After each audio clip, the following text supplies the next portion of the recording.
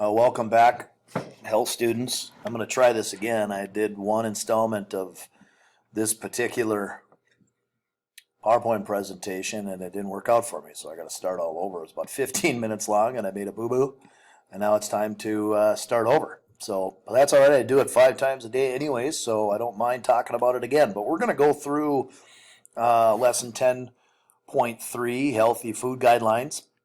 And like I said before, I'm not going to do this for every single lesson. Like, for instance, lesson 10.2 was a little bit longer. Probably would have taken an entire class period to go through that, which doesn't give me enough time in this particular screencast-o-matic to be able to do it. I got 15 minutes to polish this thing off and get this info out to you, whereas 10.2 might have taken me a half an hour to talk through. So I'm going to try this, and you should get a little bit more out of this if you choose to watch this. You don't have to watch these if you don't want to, but you should choose.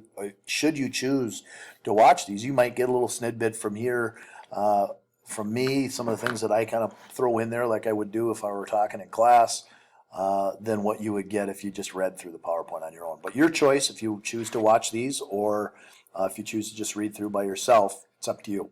Okay, so 10.3. Healthy food guidelines, and you should have a little picture of me in the upper right hand corner. Don't mind that. I just figured maybe you guys missed me, so you wanted to see my face while I talk through this. All right, so healthy food guidelines, and the big idea today, talking through MyPlate. That's just a philosophy that's used that can help you choose healthy foods for all your meals and snacks, but not only the types of foods that are healthy, but also the portion sizes. And I think that's one thing that you get from MyPlate that really kind of helps you understand about how many vegetables should I get, as opposed to how many grains or meats should I get. So it just gives you kind of an idea if you're looking at, the basic average size plate. Okay. So guidelines for eating right and active living. MyPlate helps you apply what you know about nutrients, which you learned from lesson 10.2, the one just before this, to choose healthful foods. And choosing a variety of foods from each food group will provide all the nutrients that your body needs.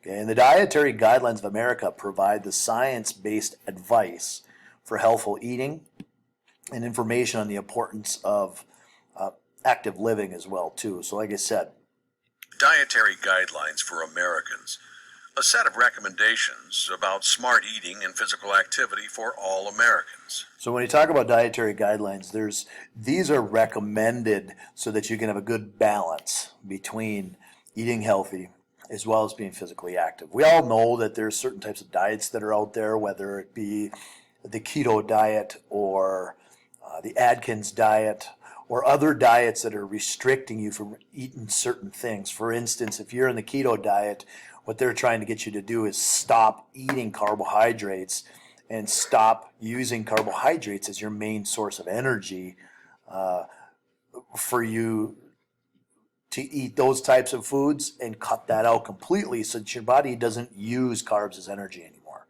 Okay? The keto diet is converting calorie burning from burning fats rather than burning carbohydrates. And that's what that's called when the body is converted from burning carbs to fats. The body goes into what's called ketosis, which means now its form of burning any kind of calorie is it's converting and burning fats instead. So the whole purpose of what we're talking about with guidelines of eating right, guidelines for dietary guidelines for Americans, is for people to have a good balance. And if, like I said, if you're on a keto diet, you're not using a good balance. Lots of times people that are doing the keto diet are doing that and not exercising as much. So what this dietary guidelines for Americans is yeah, you want to have a decent amount of carbohydrates, but also proteins and fats. You want to consume all of those things, but have the right amount of physical activity so that you can burn those and stay at a healthy weight. Okay. Dietary guidelines advice can be summed up in 3 key guidelines. Okay. Make smart choices from every single food group. find a balance between what you eat and how physically active you are, and get the most out of the nutrients that you eat, and how your nutrition is using the right kind of calories. Okay. So here's the MyPlate.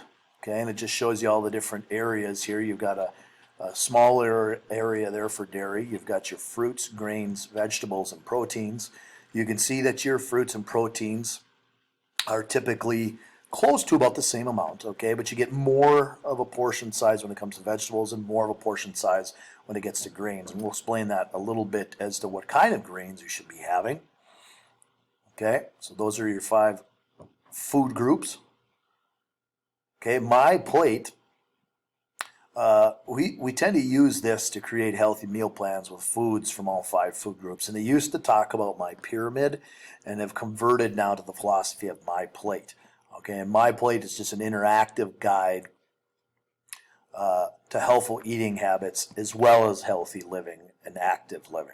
Okay, so they're utilizing this as our philosophy as to checking portion sizes, but understanding what we should get from each group. So the colored sections on the MyPlate represent the different food groups. You can see that. Okay, sections differ in size, like we talked before. There are certain things that you can have more of according to this philosophy. Okay, one of the areas that we talk about that, if you eat these decent sized portions here for each food group, are there chances that you're still going to be hungry when you're done eating? Yeah, there are. And there's at least one area here where you could have a significant amount of seconds if you're still hungry, and that's the vegetables section. Okay, dietary guidelines and their recommendations says focus on fruits. Okay, focus on a variety of different types of vegetables. Get your calcium-rich foods. Make half of your grains whole grains, and go lean with protein. And limit certain types of foods. And those certain types of foods that we try to limit is foods that have extra salt and foods that have added sugar. Okay, focus on fruits. Eat a variety of fruits. Fresh, whole fruits that provide fiber, which helps with digestion, are better choices than fruit juices. Okay, a variety of vegetables. Try to eat a good mix of different types of vegetables each day, including dark green like your peas and your green beans, as well as orange vegetables like carrots. Okay, get your calcium-rich foods. Low-fat and fat-free dairy products are good choices. Okay, you can also get calcium by choosing calcium-fortified foods and beverages. Okay, make half of your grains whole grains. Get at least 3 ounces of brown rice or whole grain cereal, bread, crackers, and pasta. This is an area where people always think of, okay, well, I'm getting a lot of carbohydrates from having bread or pasta. And they try to cut those out of their diet. And in reality, all they really would need to do is to make some of these types of grains they have in their diet more whole grain. So get whole grain bread rather than getting the white bread. It has more sugar in it. Get your pastas as whole grain pasta. Okay, those types of things are going to, not only is that going to help with reducing the amount of carbohydrates that you're getting with those types of food, but it's also going to reduce the amount of gluten that you get too. And some people have different types of conditions where they need to try to get to be a little bit more gluten free. Okay, go lean with protein. Choose meats and poultries that are lean. Getting more of your protein from fish, beans, peas, nuts, and seeds. When you go grocery shopping with your parents, and you get back into the meat section, you'll notice when you get there that you can look through, let's say you're looking at a pound of ground beef. If you're looking at a pound of ground beef, you can look at one section that says 80% lean, and you can look at another section that says 90% or 95% lean. When you go in lean with protein, you want to try to take that 90 to 95% lean. Okay, the ones that say 80% lean are going to have more fat in them. Limit certain types of food. Avoid foods that are high in fat. It's okay to have foods that have some fat. Your body does need some fat. Okay, but you need to reduce the amount of saturated and trans fats that you consume. Also limit the foods that have added salt and added sugars, like we said a few slides back. Some of the foods that have added sugars have more added simple sugars to it, which is going to increase the amount of carbohydrates in your diet as well. Okay? Balance food and physical activity, balancing the energy in food with regular physical activity. Guidelines and American guidelines, especially for teenagers, recommend that we are physically active for 60 minutes almost every day. And that means, if not 7 days a week, for sure 6. Getting the most out of your calories, choose nutrient-dense foods. If your overall diet is nutrient-dense, your eating plan can include the occasional treat. If you make sure that the foods that you're eating have the right amount of nutrients that you're supposed to have in them, then it's okay on a Sunday afternoon that you head over to Dairy Queen and get yourself a shake or get yourself a Blizzard. Or if once a week or twice a week there's some good pastries that are made for dinner or cake or something like that, it's okay to do that, to have dessert, as long as most of our diet is nutrient dense. You can choose MyPlate and the information in the dietary guidelines to plan your meals and snacks. So MyPlate is flexible enough to adapt to any type of eating style. And this visual that you see here is the perfect idea of what a plate should look like. It's got good portions, it's got all the food groups, but the food isn't heaping off the plate. Okay, and the reason why it's not is because they have the right amounts of every food group that should give people the right amount of energy, so that they don't have to eat extras in order to get energy. This type of diet right here, if you look at it, or this type of meal, if you look at it, if you eat it slowly and you're not just shoving it all in, give your body time to recognize that food's coming in from each of these areas, you're going to feel satisfied when you're done eating a meal like this, and it's going to give you the right amount of energy. After 8 hours of sleep, your body needs to refuel. Eating breakfast has many benefits. So eating breakfast can help you maintain a healthy body weight. It also provides your body with fuel it needs to get through the morning. So I know this is going to be different times here, because we've got our distance learning that's going on right now, and you're likely going to be sleeping in more than you would have if you were coming to school. You're probably not getting up till 10.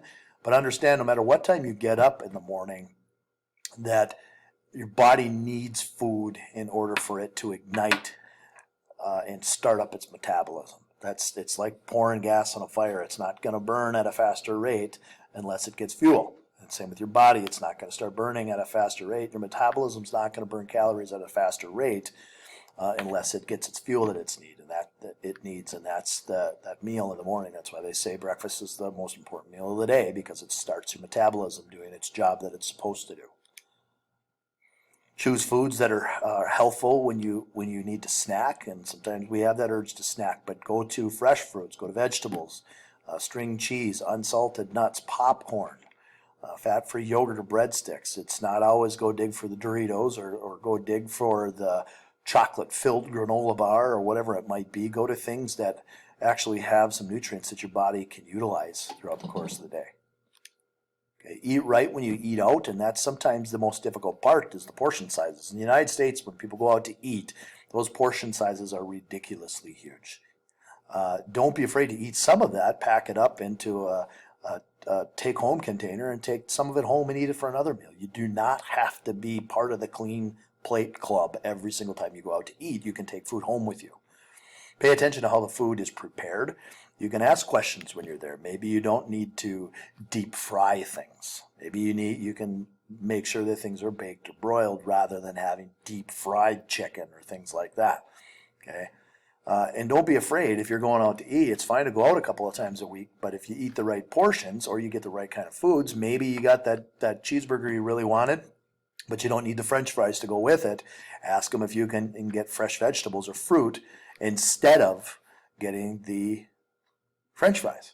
Okay, go easy on the toppings. If you're getting a salad, but you want to take that salad and cover it with shredded cheese and douse it with ranch dressing, you're pretty much nullifying the fact that you're eating healthy by eating a salad. You might as well just go have the big half-pound bacon cheeseburger and eat that instead of eating the salad, because if you're just going to top that salad off with 8 gallons of ranch dressing, you're kind of missing the point.